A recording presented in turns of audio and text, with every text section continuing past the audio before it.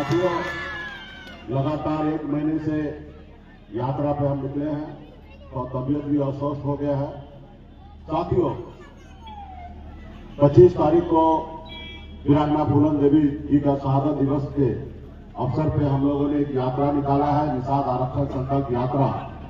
ये 101 दिन के लिए यात्रा है। यूपी, बिहार, झारखंड, 3 राज्य में हम लोग जाएंगे। अभी तकरीबन 25-27 जिला हुआ है और आगे ये निरंतर चलेगा। साथियों, सिर्फ आपके बीच में एक संदेश लेके मैं आया हूं कि इस आजाद भारत में अगर सर उठा के जीना है, मान सम्मान अधिकार के साथ जीना है, तो 2 काम करना पड़ेगा। एक रोटी कम खाइए, लेकिन अपने बच्चों को पढ़ा लिखा के उसको काबिल बनाइए। जब तक समाज में एजुकेशन नहीं होगा, शिक्षित नहीं होगा, वो समाज कभी आगे नहीं बढ़ेगा। इसलिए आप अपनी हर जरूरत को कम कर दीजिए। जरूरी नहीं है कि कोठा का घर आपको रहना चाहिए, आप झोपड़े में रहिए, लेकिन अपने बच्चों को पढ़ा लिखा दीजिएगा तो एक न एक दिन वो आपके लिए महल बना के देगा। साथियों, महल बना के देगा। तो पढ़ा लिखा होगा, समझदार होगा, उनको पता होगा उससे अपनी जिंदगी में क्या काम करना, क्या नहीं करना। 10 रुपए कमाएंगे तो 8 रुपए खर्च करेंगे, 2 रुपए बचाएंगे। क्या गलत नहीं करना, क्या सही नहीं है, वो सब उनको अंदाजा रहेगा। इसलिए पढ़ाई लिखाई ज्यादा जरूरी है। एक इंसान की जिंदगी में जैसे आंख हमें जितना जरूरी है, उतना ही पढ़ाई लिखाई, एजुकेशन उतना ही ज्यादा जरूरी है। आज मान लीजिए कि आप पढ़े लिखे नहीं है, लेकिन पेपर में कुछ लिखा हुआ है तो आप नहीं पढ़ पाइएगा। आपके पास आंख रहने के बाद भी नहीं पढ़ पाइएगा। तो ये समझ लीजिए कि पढ़ाई लिखाई कितना जरूरी है। और दूसरा, अपने अधिकार के लिए संघर्ष कीजिए, लड़ाई लड़िए।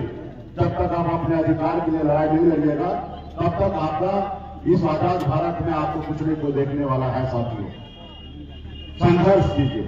आज जैसे हमारे पूर्वज ने 250 साल लगातार अंग्रेज से लड़ाई लड़ा और एक ही संकल्प के साथ लड़ा कि आजाद भारत में जब आजाद होगा भारत, तो हमारे आने वाला पीढ़ी जो है सर उठा के जिएगा। इस उद्देश्य से उन्होंने लड़ाई लड़ा। और जब जाके देश आजाद हुआ, तो देश जब आजाद हुआ तो जो लोग पहले गुलामी करता था, आज वो लोग मालिक बन गया। और जिसका बाप दादा जो पहले शहीद हुआ, आज उसके बच्चे कहीं ना कहीं रोड पे भटक रहा है। उसके लिए कोई बेहतर व्यवस्था नहीं है। बाबा साहब भीमराव अम्बेडकर ने हमें एक संविधान बना के दिया। देश आजादी के बाद लोकतंत्र ला के दिया। पहले राजा के घर में रानी के कोख से बच्चा जन्म लेता था, वो राजा बनता था। लेकिन लोकतंत्र में एक गरीब मजदूर किसान मल्ला का बेटा भी अपने वोट के दम पर राज्य का मुख्यमंत्री और देश का प्रधानमंत्री बन सकता है। इतनी बड़ी शक्ति आपको पावर दिया है। इस शक्ति को पहचानना है और अपने हक अधिकार के लिए लड़ाई लड़ना है। आज हमारी लड़ाई है। जब निषाद को बंगाल में एससी में आरक्षण है, जब निषाद को दिल्ली में एससी का आरक्षण है, तो बिहार में क्यों नहीं? जब देश एक है, देश के संविधान एक है, देश के चलाने वाला प्रधानमंत्री जी एक है, गृह मंत्री जी एक है, तो फिर हमारे साथ भेदभाव क्यों? तो साथियों, इसलिए हम लोग लड़ाई लड़ रहे हैं कि ऑलरेडी हमें संविधान में हमें आरक्षण मिला है। सिर्फ हमें ओबीसी से निकाल के बिहार में एससी में जोड़ना है। काश अगर हमारे समाज में भी 30-40 साल पहले अगर निषाद में भी अगर कोई वीर बेटा पैदा होता, योद्धा होता और समाज के लोग लड़ाई लड़ते, आज निषाद समाज को आरक्षण मिल गया होता। और आरक्षण मिल गया होता तो आज आपको कितना लाभ होता। आज यूपी, बिहार, झारखंड में जाइए, 137 जिला है। 137 जिला में एक भी निषाद का बेटा कलेक्टर नहीं है। अगर आरक्षण मिल गया होता तो दर्जनों निषाद का बेटा आपको कलेक्टर नजर आता, एसपी होता, दरोगा होता, बीडीओ होता, सीओ होता, डॉक्टर होता, इंजीनियर होता। लेकिन नहीं है। इसका दोषी कौन? इसका दोषी सरकार। और एक दूसरा दोषी आप और हम खुद हैं कि हम अपने हक अधिकार के लिए लड़ाई नहीं लड़े। आज हमें देखिए, हम 18 साल की उम्र से हम संघर्ष कर रहे हैं। एक गरीब परिवार में जन्म लिए, पिताजी मछली मारते थे, दादाजी मछली मारते थे, यहीं पे मेरा भी जन्म हुआ। लेकिन मैंने 18 साल की उम्र में मुंबई जैसे शहर गया, मेहनत किया, मजदूरी किया, संघर्ष किया और संघर्ष की बदौलत मुंबई जैसे शहर में अपना मकाम को हासिल किया। मैंने बिहार आके देखा, लोग चांद पे घर बनाने के लिए सोच रहा है, लेकिन आज भी हमारे समाज को इस धरती पर रहने के लिए घर नहीं है। आज भी हमारे बच्चे इलाज के अभाव में मर जा रहा है। आज भी हमारे समाज में पढ़ाई लिखाई से वंचित है। ये जवाब किसका? सरकार का। और सरकार के लिए आपके पास वोट का अधिकार है और आप ही सरकार बनाते हैं। आपने ऐसा सरकार बनाया जो आपको कभी देखा नहीं। आपने कभी अपना ऐसा सरकार नहीं बनाया जो आपके लिए हक अधिकार के लिए रोड पर उतर के लड़ाई लड़ता। साथियों, आज देखिए, आदरणीय श्री लालू प्रसाद यादव जी, मुलायम सिंह यादव जी, स्वर्गीय रामविलास पासवान जी, बहन मायावती जी, इन लोगों ने संघर्ष किए, अपना दल बनाया। जब आदरणीय लालू प्रसाद यादव जी दल बनाया, जब दल बना उनके लोगों ने उनको साथ दिया, जब उनके लोगों ने उनको साथ दिया, उनको दल को बल मिला, और जब बल मिला तो उनके समाज का हर समस्या का हल हुआ। 15 साल बिहार में मुख्यमंत्री रहे। इसलिए साथियों, आप अपने वोट का अधिकार को समझिए। आपके वोट से ही सब चीज बदलाव हो सकता है। तो इस बार हम लोगों ने सर पे कफन बांध करके हम निकल पड़े हैं 100 दिन का यात्रा पे। ये आरक्षण नहीं तो गठबंधन नहीं, और गठबंधन नहीं तो वोट नहीं, अब वोट नहीं तो दिल्ली की सरकार नहीं करती। इसके लिए आपको अड़िग होना पड़ेगा, लड़ना पड़ेगा, संघर्ष करना पड़ेगा। अभी मोदी जी को वोट चाहिए, तीसरी बार उनको प्रधानमंत्री बनना है। एक तरफ विपक्ष वाले को प्रधानमंत्री बनना है, ना ही आपको ना ही हमको बनना है। हमें आरक्षण चाहिए, और जब आरक्षण मिल जाएगा हर एक निषाद परिवार के घर पे चेहरे पे मुस्कान आने वाला। साथियों, हर एक घर में लाभ मिलेगा। साथियों, हम सिर्फ राजनीति करने के लिए बिहार नहीं आए थे, हम बदलाव करने के लिए आए थे, और आज भी हमारी लड़ाई है कि हम बदलाव करेंगे। आज आरक्षण हमें नहीं चाहिए, आरक्षण हमारे समाज को चाहिए, गरीब लोगों को चाहिए। इस देश में अधिकार जितना बड़े को है सर उठा के जीने का, उतना ही अधिकार गरीब पिछड़ा ऐसे समाज जो वंचित है राजनीति से, सरकार से, सिस्टम से, ऐसे लोगों को भी उतना ही अधिकार है सर उठा के जीने के लिए। साथियों, इसके लिए आप सभी को लड़ना पड़ेगा, अपने वोट को ताकत को देखना पड़ेगा। आपने देखा, आप और हम सब मिले आज से 10 साल पहले इस हिसाब को जानता नहीं था, कोई पहचाना नहीं था। आज बिहार ही नहीं पूरा देश विशाल पल्ला को जानने लगा, विशाल समाज को जानने लगा कि विशाल समाज ही समाज है। आज से 1 महीना ही हुआ है, हम यात्रा पे निकले हैं। दिल्ली का कुर्सी ऐसे ऐसे हिलने लगा है, सिर्फ आपके ताकत से, आपके सहयोग से। तो इसके लिए संघर्ष करना पड़ेगा। आज हम लोगों ने लड़ाई लड़कर यहाँ तक मुकाम पे पहुंचा है। आरक्षण की लड़ाई हमने भले नहीं पूरा किया, लेकिन देश में, बिहार में हमने अपनी पहचान बनाया है। 2020 में आपने देखा, कल तक निषाद का बेटा एक टिकट मांगने के लिए अपनी पूरी उम्र बिता देता था, लेकिन निषाद का बेटा टिकट नहीं मांग रहा है, टिकट बांटने का काम कर रहा है। 2020 में हमने करके दिखाया था। अपने दम पर हमने 4 विधायक बनाया और सरकार का चाबी हमारे जेब में था। हम अगर समर्थन नीतीश जी को नहीं देते तो बिहार का मुख्यमंत्री नीतीश कुमार नहीं बनते। ये हमारी पहचान है साथियों, ये हमारी ताकत है साथियों। और अपने दम पर हम मंत्री बने, किसी के मेहरबानी से नहीं बने, अपने दम पर बने, क्योंकि हमारे पास 4 विधायक था। और उसके बाद हम अपने लोगों के लिए काम करने लगे तो उन लोगों को बहुत तकलीफ हुआ। जिन लोगों ने हमारे बाप दादा को 75 साल से गुलाम बना के अपने पैरों तले दाब के रखा था, वो देखा ये गरीब मछुआरा का बेटा, मल्ला का बेटा आज हमारी बराबरी कर रहा है, सरकार में आके मालिक बन गया है। इसको रोको, अगर नहीं रोकोगे तो बिहार में 15% निषाद समाज है, सोया हुआ शेर है। अगर जिसको ये जग जाएगा उसको लालू प्रसाद यादव जी के जैसे अपने दम पर सरकार बना लेगा। इसको रोको, अगर नहीं रोक पाओगे जिनके लोग आगे बढ़ जाएगा, फिर किसको गुलाम बनाओगे। तो एक षड्यंत्र के तहत आपने देखा, हमारे विधायक को खरीद लिया, हमें सरकार से बाहर कर दिया, जो सरकार हमने बनाया था। जबकि हमारे पास बड़ा बड़ा ऑफर था कि आ जाइए, डिप्टी सीएम बन जाइए, 4 विधायक को मंत्री बनाइए। लेकिन हम लोगों ने एक लब के वंशज है, अमर शहीद जुम्मा सैनी के वंशज है, वीरांगना फूलन के वंशज है, हम कभी किसी के साथ गद्दारी नहीं करते, हमने सीधे रास्ता चलने का काम किया। लेकिन उन लोगों ने देखिए क्या किया, वो हमारे साथ कितना बड़ा गद्दारी किया, हमारे विधायक को खरीद लिया।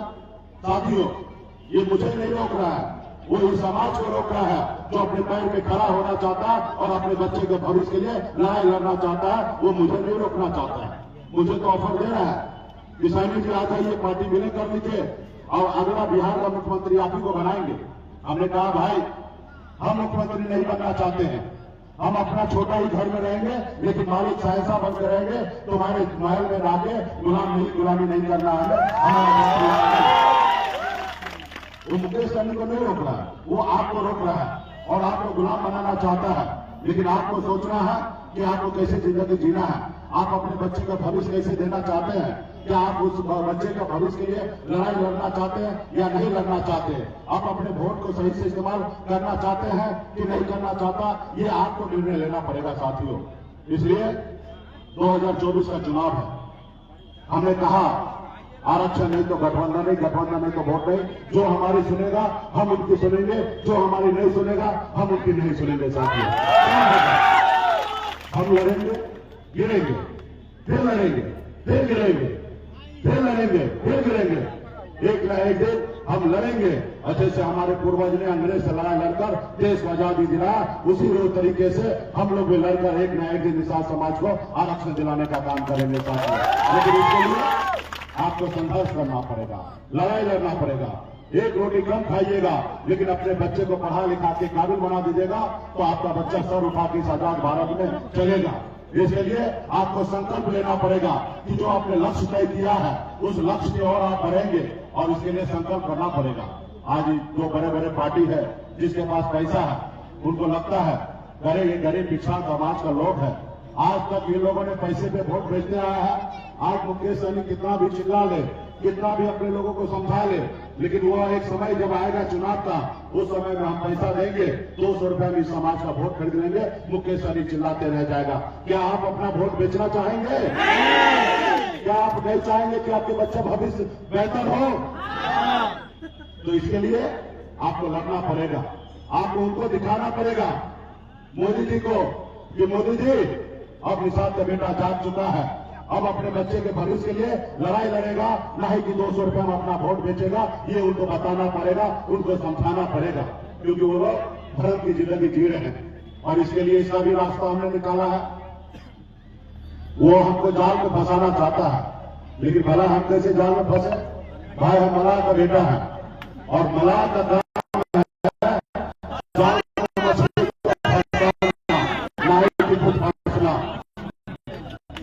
मुझको बताना पड़ेगा।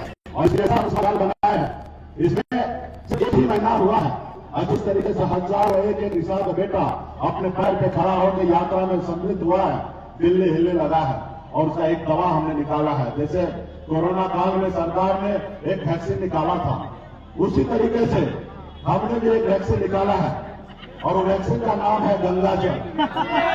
और ये वैक्सीन जितना आप लगाइएगा उतना दिल्ली का कुर्सी जो है ना डगमगाएगा, और जब डगमगाएगा तो देखेंगे जब निषाद का बेटा संकल्प ले लिया है और निषाद का बेटा गुमराह नहीं होगा और जिस रोज उनका एहसास हो जाएगा उस रोज वो डरेंगे, और जब डरेंगे तो आपका आरक्षण लागू कर देंगे साथियों। इसलिए अब जरूरी है लाखों करोड़ों वैक्सीन लगाने का, और जितना ज्यादा वैक्सीन लगाइएगा उतना ज्यादा दिल्ली के सरकार डरेंगे और उनका एहसास हो जाएगा कि अब हमारे साथ नहीं है। साथियों, यूपी, बिहार, झारखंड 3 राज्य में निषाद समाज के पास इतना शक्ति है, 15% वोट बैंक हमारे पास है और इतना शक्ति है जैसे हनुमान जी के पास शक्ति था। उनको अंदाजा नहीं था कि 7 समुद्र पार करके लंका को जला सकता है, लेकिन उनको याद दिलाया गया कि हे प्रभु आपके पास अपरंपार शक्ति है और आप 7 समुद्र पार होके रावण को लंका को जला सकते हैं। जब उनको एहसास हुआ तब रावण के लंका को जलाने का हनुमान जी ने काम किया। आज वही शक्ति निषाद के बेटा के पास है। तीनों राज्य में अगर मजबूती से खड़ा हो जाएंगे तो जो हमसे दोस्ती करेंगे वो 60 लोकसभा सीट जीतेंगे और जो हमसे दुश्मनी करेंगे वो 60 लोकसभा सीट जीते हारेंगे साथियों। ये हमारी शक्ति है साथियों। अगर 60 लोकसभा सीट हारेंगे तो उसके लिए दिल्ली का कुर्सी जो है ना वो लंदन चला जाएगा, वो ढूंढते रह जाएंगे, उनको कुर्सी मिलने वाला नहीं है साथियों। इसलिए क्या आप लोग लड़ाई लड़ने के लिए तैयार हैं? ये आवाज दिल्ली पहुंचेगा, लड़ने के लिए तैयार है महान। ये वाला था। और देखिए ऊपर कैमरामैन वीडियो कर रहे हैं, और जब आप दिखाएं ना ये रात को वीडियो मोदी जी के पास पहुंच जाएगा। और अभी वैक्सीन लगाना बाकी है, तो जितना आप लोगों के पास गंदा जल है वो जेब से बाहर निकालिए, सभी माता बहन निकालिए और संकल्प लीजिए, ढक्कन को खोलिए और ढक्कन को खोलिए, हाथ में लीजिए और हाथ को इसे ऊपर कीजिए ताकि एक एक लोगों को वीडियो कैमरा में आ जाए। और जैसे जैसे हम संकल्प पत्र पढ़ रहे हैं, संकल्प पत्र पढ़ रहे हैं, वैसे भी आप लोग पढ़ने का काम कीजिए। सभी लोग लीजिए, सभी माता बहन लीजिए, सभी गरीब पिछड़ा किसान के बेटा सभी लोग लेने का काम कीजिए। मैं संकल्प पत्र पढ़ रहा हूँ। मैं बाबा केवल महाराज, भगवान वेदव्या, प्रभु श्री राम, भगवान गोराज प्रसाद, बाबा अमर सिंह, बाबा काशी, बाबा जयसिंह महाराज, बाबा तारिक महाराज, बाबा कोयला, माता कमला, अमर साहिब चुपासानी, ज्ञाना फूलन देवी और अपने पूर्वज को साक्षी मानकर हाथ में गंगा जल लेकर संकल्प करता हूँ कि अपने समाज और अपने आने वाला पीढ़ी के लिए हर परिस्थिति में संघर्ष करूंगा और अपनी विकासशील इंसान पार्टी के साथ रहूंगा। पार्टी जो निर्णय लेगी हम उस निर्णय के साथ रहेंगे। हम संकल्प लेते हैं, एक एक निषाद के घर पे जाएंगे, उनको संकल्प करवाएंगे। हम संकल्प लेते हैं, एक रोटी कम खाएंगे लेकिन अपने बच्चे को पढ़ाएंगे लिखाएंगे। जय निषाद राज, जय भैया। चलिए बहुत बहुत धन्यवाद। यहाँ पे जितने भी माता बहन है, नौजवान साथी है, आप सभी ने संकल्प ले लिया है और मोदी जी रात में देखेंगे कि एक एक निषाद का बेटा संकल्प ले लिया है कि एक रोटी कम खाएंगे लेकिन अपने बच्चे को पढ़ाएंगे लिखाएंगे। एक एक निषाद संकल्प ले लिया है कि पार्टी जो निर्णय लेगी उस निर्णय के साथ रहेंगे। और जब ये देखेंगे तो मोदी जी देख लेंगे, घबराएंगे, और जब घबराएंगे डरेंगे तो निषाद को आरक्षण करेंगे। और जब निषाद को आरक्षण करेंगे तो निषाद के घर में भी कलेक्टर पैदा होगा, एसपी पैदा होगा, दरोगा पैदा होगा, इंजीनियर होगा, डॉक्टर होगा, तमाम ऐसे लोग होंगे जो समाज में आगे बढ़ेंगे साथियों। इसलिए बहुत बहुत धन्यवाद सभी युवा साथी को। जो लोग मोटरसाइकिल से है वो यात्रा के आगे आगे चले और जो 4 चक्का से यात्रा के पीछे पीछे चले। और आगे बहुत सारा कार्यक्रम है और काफी विलम्ब हो चुका है और तेजी से आप लोग चलेंगे। बहुत बहुत धन्यवाद आप सभी पार्टी को, सभी युवा साथी को बहुत बहुत धन्यवाद।